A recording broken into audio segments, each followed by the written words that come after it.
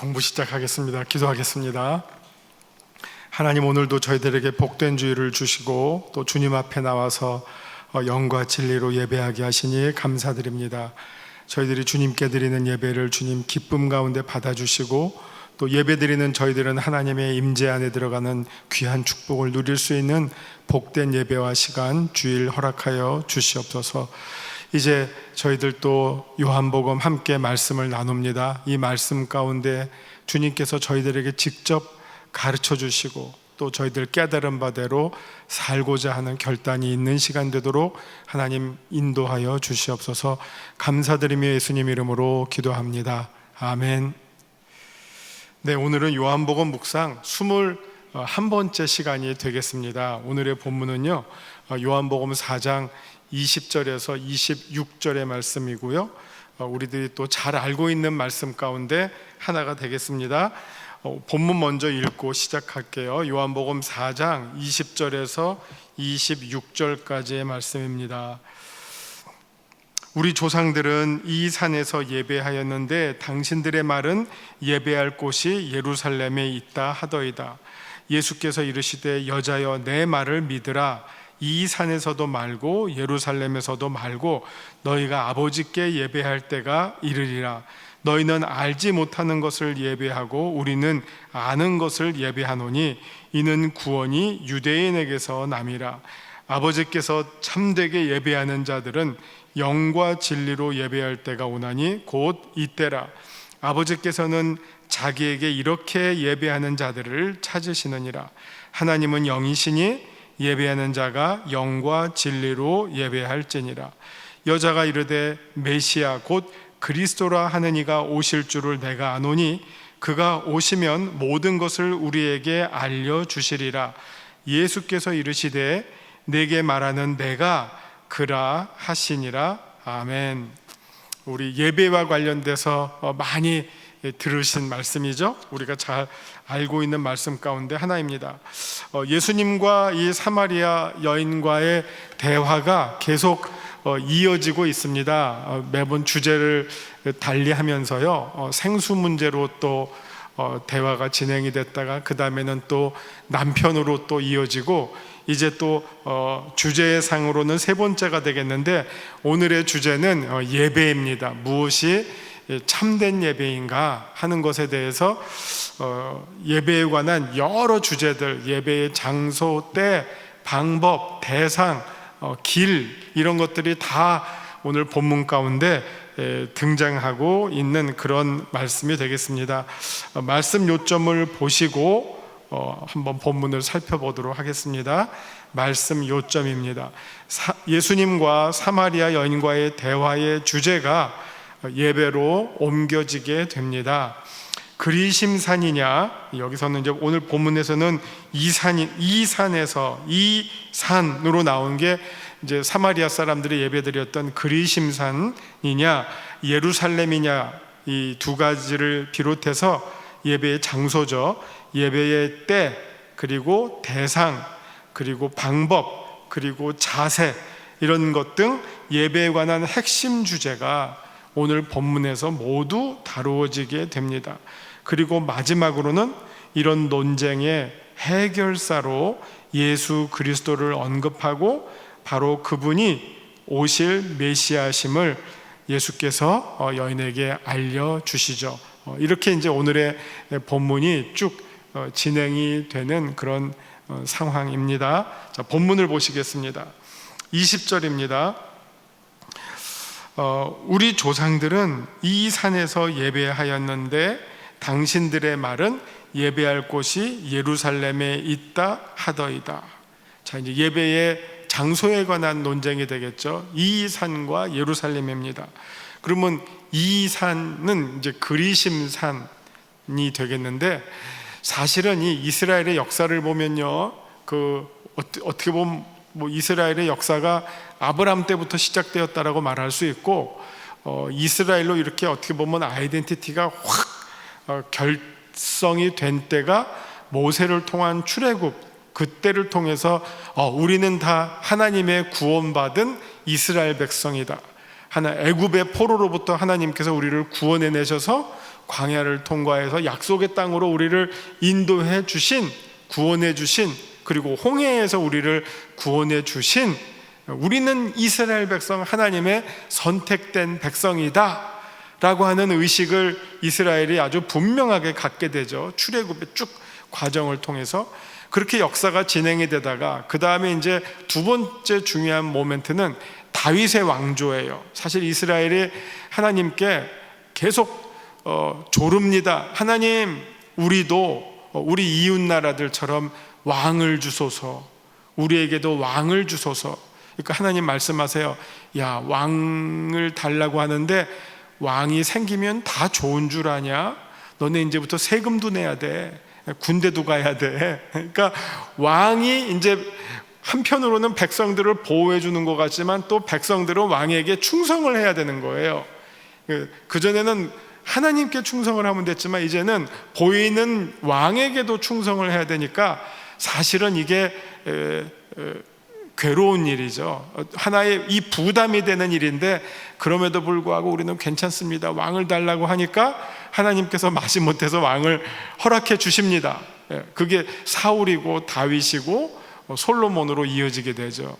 그러나 어쨌든 그 가운데 하나님께서 또 다윗 왕조에게 축복을 주시고, 그 유다 지파죠, 다윗의 왕조를 통해서 메시아가 올 것을 약속해 주십니다. 그러니까 이게 아주 이스라엘 역사에서 큰 그 두 개의 어떤 하나의 지점이라고 할 수 있겠죠. 출애굽, 다윗의 왕조, 그 다음 또 말하자면 이제 바벨론 포로로부터 돌아온 그 이후가 되겠죠. 근데 다윗의 왕조가 했던 중요한 일이 뭐냐? 정치와 종교를 예루살렘으로 설정한 거죠. 마치 이제 서울처럼, 조선시대 한양처럼 이 다윗 왕조의 이 정통성을 지점으로 딱 할 때, 예루살렘이 우리의 수도야, 예루살렘이 우리의 성전이 있어, 그리고 하나님은 이 예루살렘 성전에 거하셔 하는 게 이 다윗의 왕조 이후에는 이스라엘에게 크게 아주 중요하게 각인이 된 거죠. 예루살렘 중심으로 새로운 이스라엘이 새로운 정체성을 갖게 되는 거죠.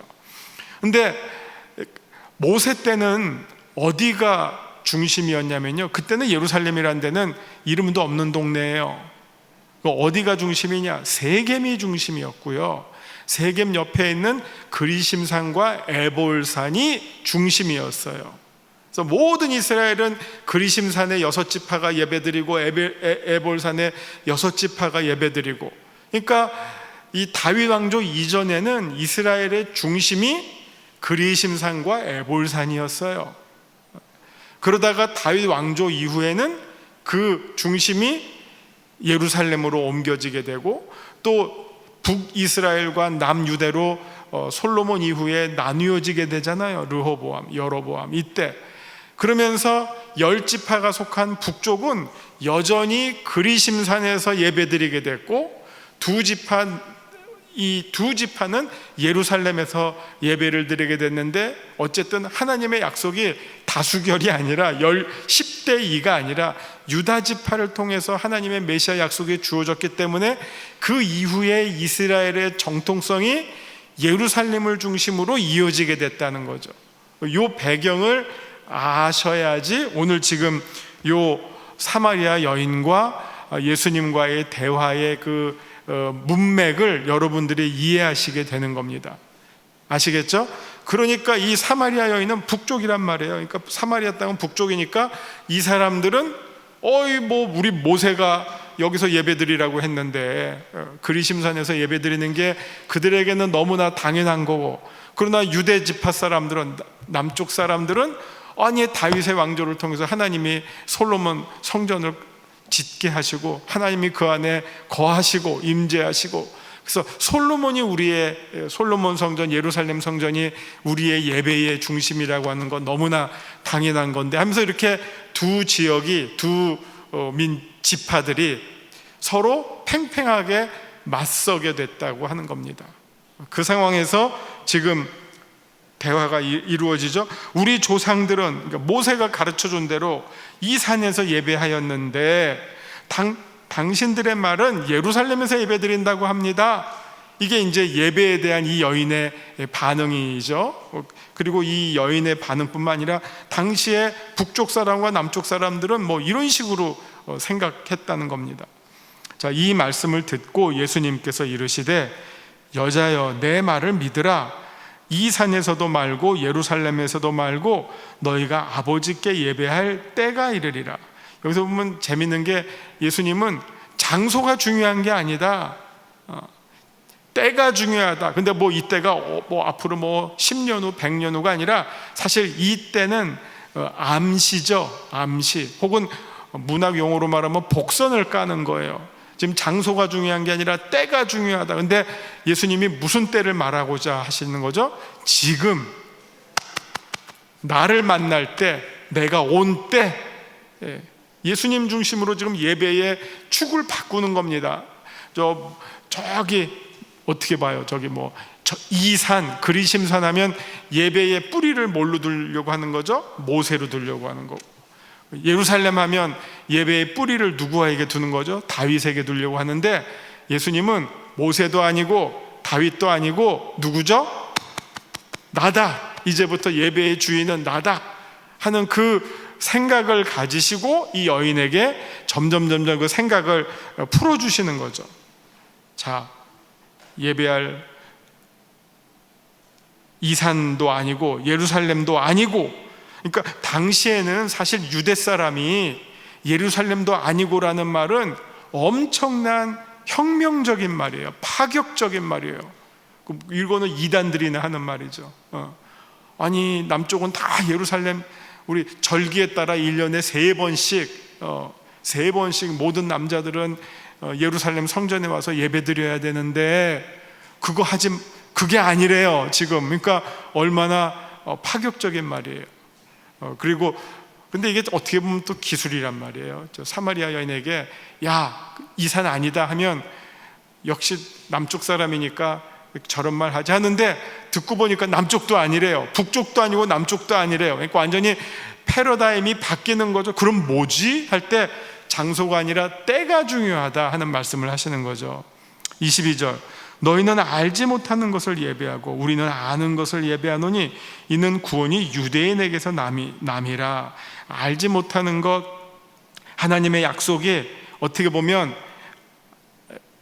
유대 지파를 통해서 예루살렘을 통해서 전달된다 하는 것에 대해서 북쪽 사람들은 그것을 부정하니까 알지 못하고 우리는 아는데, 그런데 그렇기 때문에 그 구원이 유대인을 통해서 난다. 이게 어떻게 보면 다윗의 언약을 통해서 이스라엘의 구원뿐만 아니라 정말 온 세상의 구원이 다윗의 언약을 통해서 임할 것이다 라고 하는 북쪽 사람들이 인정하지 않고 모르고 있는 내용에 대해서 예수님이 지금 이 여인에게 알려주시는 거죠. 23절 아버지께 참되게 예배하는 자들은 영과 진리로 예배할 때가 오나니 곧 이때라. 아버지께서는 자기에게 이렇게 예배하는 자들을 찾으시느니라. 여기서 특별한 것은 이게 예수님의 가르침 가운데 아주 오리지널한 게 있어요. 아주 특별한 게 있어요. 전무후무한 예수님의 가르침이 있어요. 우리에게는 익숙해서 그게 얼마나 중요한지를 모르는데, 예수님의 가르침 가운데 제일 중요한 가르침 가운데 하나가 하나님을 우리의 아버지로 가르쳐 주신 거예요. 구약을 보세요. 하나님을 향해서 아버지라고 부르는 본문이 안 나와요. 이거는 예수님이 우리에게 가르쳐 주신 어떻게 보면 최고의 가르침이에요. 구약에서는 하나님은 언제나 왕이시고 우리는 그의 백성이에요. 그런데 신약에 와서는 하나님은 우리의 아버지시고 우리는 그분의 자녀예요. 왕과 백성의 관계와 아버지와 자녀의 관계는 많이 다르죠. 연결은 되지만 훨씬 더 깊어지는 거죠. 그 관계가 훨씬 친근해지는 관계죠. 뭐 백성이 왕을 볼 때의 그 마음과 자녀가 아버지를 볼 때의 마음 너무 다르잖아요. 그러니까 우리가 대통령 볼 때의 마음과 우리가 아버지를 볼 때의 마음이 너무 다른 거 아니에요? 그걸 예수님께서 이스라엘에게 먼저 알려주셨죠. 그래서 여기서 예수님의 말씀이 어떻게 시작합니까? 예배를 가르쳐 주면서 우리가 예배드리는 대상은 우리의 아버지시다. 근데 이 아버지라는 말 속에 남쪽과 북쪽이 다 통일이 돼 버려요. 마치 우리가 왜 통일해야 됩니까? 우리가 같은 민족이기 때문에. 통일의 그 명분, 통일의 당연함은 어디로부터 있습니까? 우리가 남쪽이나 북쪽이나 같은 민족, 같은 언어를 사용하는 그런, 그리고 뭐 한 70년 전에는 우리가 같이 살았었는데요, 수천 년을. 그게 통일의 이유잖아요. 그거보다 더 큰 이유가 어디 있겠어요? 그런 것처럼 예수님께서 예배의 장소를 뛰어넘는 새로운 생각을 주시는데, 그 주시는 이유가 뭐냐? 남쪽이고 북쪽이고 남유다건 북이스라엘이건 간에 우리 모두는 하나님의 자녀다, 하나님이 우리의 아버지다 하는 거예요. 유대인의 아버지뿐만 아니라 북이스라엘의 아버지다. 아버지께 예배드리는데 장소가 무슨 소용이 있느냐? 이게 예수님의 가르침이죠.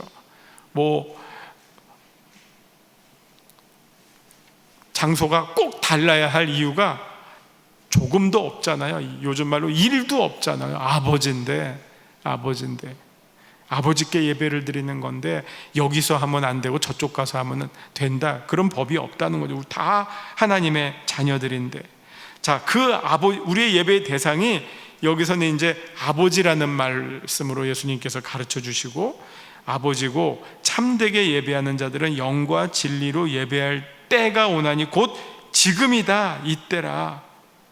여기서도 이제 우리가 늘 예배할 때마다 영과 진리로 예배할 때가 예배한다라는 말을 하는데, 이거는 해석이 수십 가지로 다 가능하고요. 우리가 신학적 상상을 하면 여러 가지 해석이 가능하는데, 일단은 그냥 제일 쉽게 보면요, 영과 진리로 할 때 하나님은 영이시란 말이에요. 그러니까 자꾸 우리는 뭔가 예배할 때 하나님을 보이는 것으로 딱 만들어 놓고 하면 우리 마음이 편해지고 뭔가 좀 안정적이라는 생각을 갖게 돼요. 그래서 자꾸 이스라엘이 금송아지를 만드는 거고, 이거는 이제 꼭 눈에 보이는 물건뿐만 아니라 자기가 생각하는 자기 중심으로 하나님을 생각해 놓고 거기에다가 예배하면 내 마음이 편해지는 게 이게 인간의 아주 본성이에요.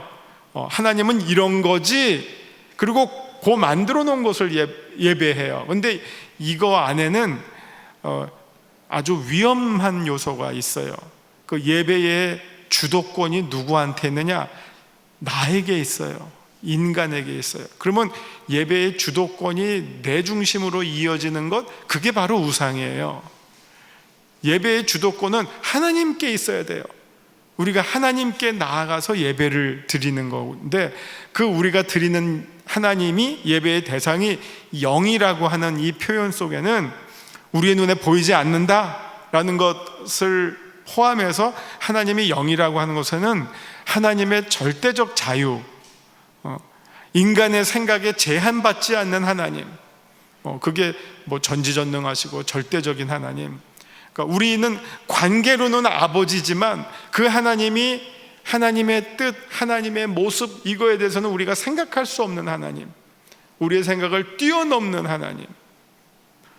우리는 하나님에 대해서 부분만 생각하지만 하나님은 알파서부터 오메가인 전부인 하나님, 우리가 감히 재단해낼 수 없는 하나님, 그런 뜻을 담고 있는 게 하나님의 영이시라는 것이고요. 그 다음에 또 하나는요, 이건 이렇게도 한번 제가 생각을 해봤어요. 영과 진리. 여기 우리가 하나님께 나아가는 예배하는 방법이 영과 진리다라고 하면, 우리가 예배할 때 어떻게 나아가야 되느냐? 성령과, 영은 성령으로 또 볼 수도 있고요, 진리는 누구의 이름이죠?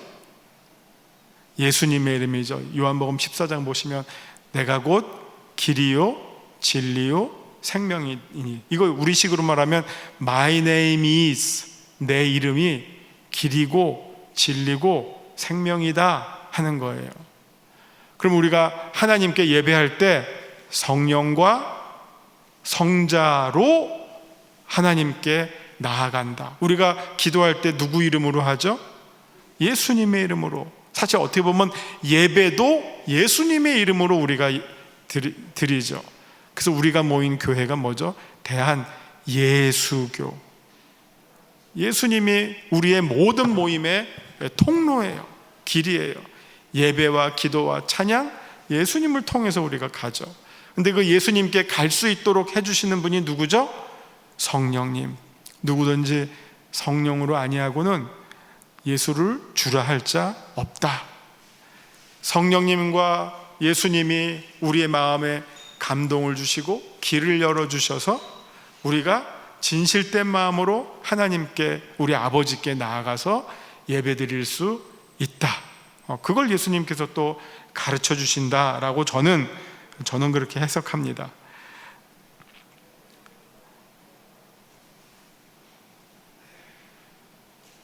그리고 그때가 이제는 예수님이 우리 가운데 오신 이때부터는 영과 진리로 예배할 때가 되었다. 아버지께서는 자기에게 이렇게 예배하는 자들을 찾으신다. 하나님께서는, 그러니까 우리가 예배 드려야 할 이유와 목적이 하나님께서 예배 드릴 자를 찾으시기 때문에 우리가 그 찾음, 하나님의 찾으심에 응답해서 하나님께 나와 예배 드리게 되는 것이죠. 24절, 하나님은 영이시니 예배하는 자가 영과 진리로 예배할지니라. 이게 정말 중요한 말씀이기 때문에 또 한 번 반복하는 거죠. 우리의 예배의 대상은 영이신 하나님, 그리고 그 영이신 하나님께 우리가 역시 하나님이 영이시기 때문에 우리가 예배를 드릴 때 그 하나님이 무슨 보이는 것이었다면 우리가 경험한 내용에 따라 예배 드리겠지만, 영이시기 때문에 우리가 예배 드릴 때도 성령과 진리로 예수 그리스도를 통해서 예배하게 된다 하는 말씀을 24절에서 다시 말씀하시고, 25절, 그러자 여자가 이르되 메시아 곧 그리스도라 하는 이가 오실 줄을 내가 아노니 그가 오시면 모든 것을 우리에게 알려주시리라. 이걸 보면 북쪽 사마리아 사람들도 메시아가 오실 것을 기다리고 있고 똑같은 그런 종말론적 소망을 가지고 있었음을 우리가 알 수 있어요. 그러자 이 여자가 이만큼 이제 따라오게 되니까 이제는 이 여자의 관심이 숨어있던 잠겨져 있던 관심이 메시아임을 이제 드러내게 되는 것이죠. 메시아가 오면 우리 이 모든 것들이 다 알려지게 될 것이다. 그러자 예수께서 이르시되 내게 말하는 내가 곧 메시아다. 이게 26절인데 예수께서 이르시되 내게 말하는 내가 그라 하시니라. 이게 우리가 이렇게 한글로 성경을 읽으니까 이 문장의 형식이 담고 있는 그 의미가 잘 안 들어오죠. 근데 여기 지금 26절의 뒷부분에 말하는 내가 그라 하는 이 표현은 무지무지하게 성경에서 중요한 표현이에요. 내가 곧 그라. 이게 왜냐하면 출애굽기 이게 3장인가 15장인가 모세가 산에서 하나님을 만납니다. 우리가 잘 아시는, 제가 찾아볼게요. 출애굽기 3장을 보시면 모세가 이 떨기나무에서 하나님을 만납니다. 그 다음에 모세가 내가 하나님을 만났는데 우리 백성에게 내가 만난 분이 누구라고 해야 될까요?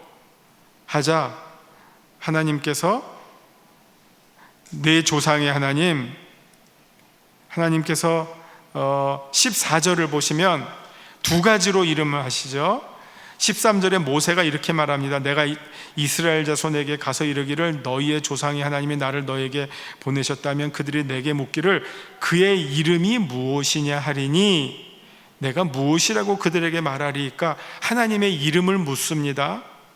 그러자 예수님께서 두 가지로 대답을 해주셔요. 하나님의 이름, 내 이름은 먼저 15절을 보시면 너희 조상의 하나님 여호와 곧 아브라함 하나님, 이삭의 하나님, 야곱의 하나님께서 나를 너에게 보내셨다 하라. 하나님의 이름을 길게 가르쳐 주셨어요. 아브라함, 이삭, 야곱의 하나님, 조상들의 하나님.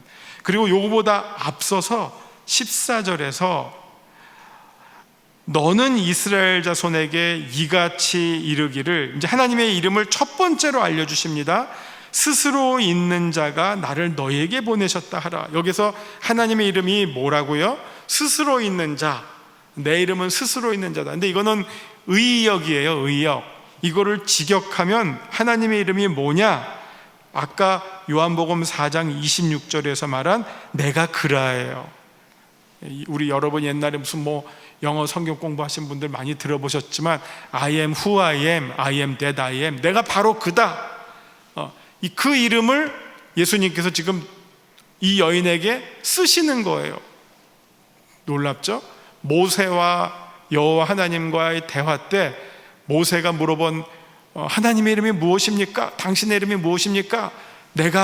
나는 스스로 있는 자다. 이 말은 직역을 하면 나는 곧 그다, 혹은 나는 곧 나다거든요. 그 이름을 예수님께서 이번에는 사마리아 여인에게 메시아를 만났다고 하니까 내가 곧 그다, I am that I am 으로 이 여인에게 대답을 해주셔서 이 예수님이 어떻게 보면 하나님이시다, 메시아를 넘어서 하나님이시다 하는 사실을 이 여인과의 대화 속에서 알려주시는 것이죠. 자기 자신을 이 여인에게 온전히 알려주시는 장면이고, 그래서 이 요한복음 4장 20절부터 26절은 예배에 대한 아주 결정적인 메시지가 우리에게 주어질 뿐만 아니라 삼위일체 하나님에 대한 또한 결정적인 가르침이 오늘 본문을 통해서도 우리들에게 주어집니다. 자, 이제 말씀 산책 보시고 정리하겠습니다. 20절 유임을 받으신 거 봅니다. 사마리아 사람들과 유대인의 예배 장소에 대한 논쟁으로 주제가 예배로 옮겨지게 됩니다. 사마리아인들은 그리심산을 신령하다고 여겼고, 신명기 11장 29절을 보시면 돼요. 신명기 11장 29절 아까 제가 안 찾았지만, 혹은 여호수아 8장 33절, 이게 왜 그리심산이 중요한지에 대한 계속 말씀이 나옵니다. 이런 사정을 여인이 제기하자 예수님은 어느 장소가 되었던 그것은 예배에 있어서 중요하지 않다는 의견을 주십니다. 예배와 관련해서 아버지라는 말을 언급하시는데 사마리아인이나 유대인이나 모두 하나님 아버지의 자녀라는 점에서 장소의 차이는 문제가 안 된다는 말씀입니다.